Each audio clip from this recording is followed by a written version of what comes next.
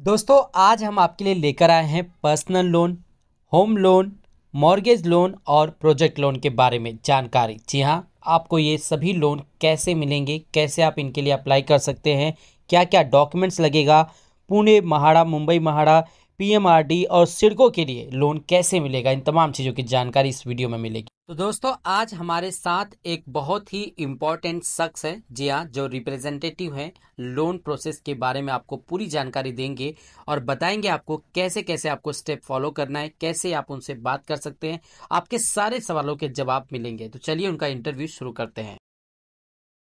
बस माझे नाव आशिष तरळकर आहे आणि मी HDFC बँक होम लोन्स मध्ये मी रिलेशनशिप मॅनेजर आहे। आता होम लोन्स मध्ये मी कार्यरत आहे। मुंबई मध्ये चर्चगेट, विक्रोळी, दादर, गोरेगाव या एरियामध्ये मी कार्यरत आहे। पुण्यामध्येही माझ्या ब्रांचेस आहे, तिथेही आम्ही चिंचवड ब्रांच थ्रू आम्ही वर्किंग चालू आहे आमचं। त्याच्यामध्ये म्हाडा असेल, सिडको असेल, PMRD असेल, याच्या थ्रू आम्ही जे आहे वर्किंग करतो। PMRD, म्हाडा आणि सिडको याच्यासाठी HDFC फंडिंग करतं, अपकॉस करतं। तर ह्याच्यामध्ये जे HDFC फंडिंग करतं याच्यामध्ये प्रोसेस जी आहे ती एकदम सोपी आहे।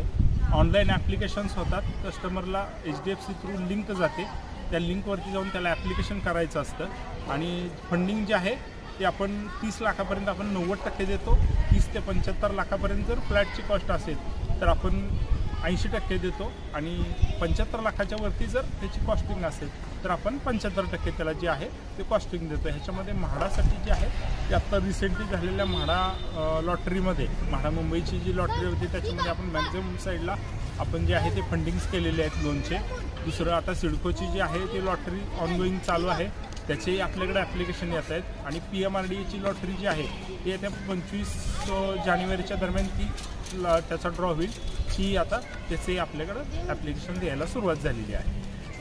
तो सर पुणे महाड़ा और मुंबई महाड़ा, पीएमआरडी और सिडको के लिए एक्चुअल में डॉक्यूमेंट क्या क्या लगेगा?